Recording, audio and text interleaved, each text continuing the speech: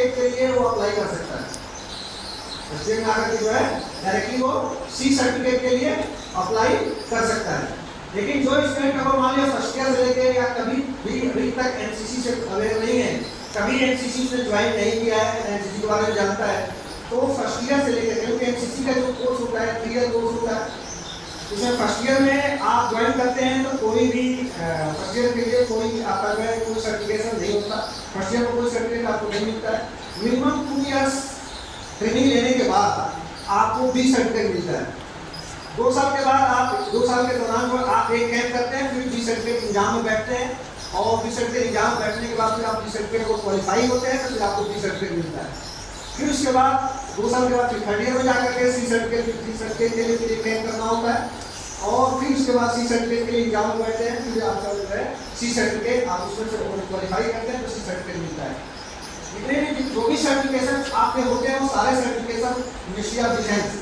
जो ministry of defence जो है डिफेंस मिनिस्ट्री से आपको सर्टिफिकेट इशू होता है, और फिर उसके बाद तब जाकर के उस सर्टिफिकेट का कहीं पे भी आप किसी भी एकेडमिक्स में या किसी भी सर्विस के लिए हर जगह पे आप उसका यूज कर सकते हैं। क्योंकि एनसीसी एक सर्टिफिकेट, एनसीसी का सर्टिफिकेट इस तरह का सर्टिफिकेट है कि आप एक तरह से कहा जाए कि नेशनल लेवल के प्लेयर हैं, और उस तरीके से आप एनसीसी और सी सर्टिफिकेट होल्डर हैं। सी सर्टिफिकेट होल्ड करने के बाद आप डायरेक्ट जो है आर्मी में अगर जाना चाहते हैं, डायरेक्ट लेफ्टिनेंट के लिए डायरेक्ट जो है सिलेक्शन होता है। सिर्फ एंड सिर्फ आप विदाउट रिटन टेस्ट आप सिर्फ जो है एसएसबी क्वालिफाई करते हैं, और एसएसबी रिटन इंटरव्यू देने के लिए आपको कॉल मिलेगी। अगर जो NCC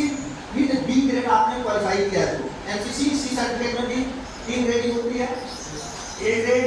B grade and C grade. तो जो कैडेट अगर बी ग्रेड से एनसीसी क्वालिफाई किया हुआ है, सी सर्टिफिकेट और बी ग्रेड से बी ग्रेड से वो क्वालिफाई किया हुआ है, तो उसको एसएसबी से डायरेक्ट इंटरव्यू के लिए कॉल मिलती है, जो कि आपका सपना एनडीए और सीडीएस के विभाग और एनडीए आप देते हैं या सीडीएस आप देते हैं, फिर उसके बाद एसएसबी के लिए जाते हैं। तो वो अगर वो कंडीशन अगर मान लीजिए एनडीए से आप चुके हैं, एनडीए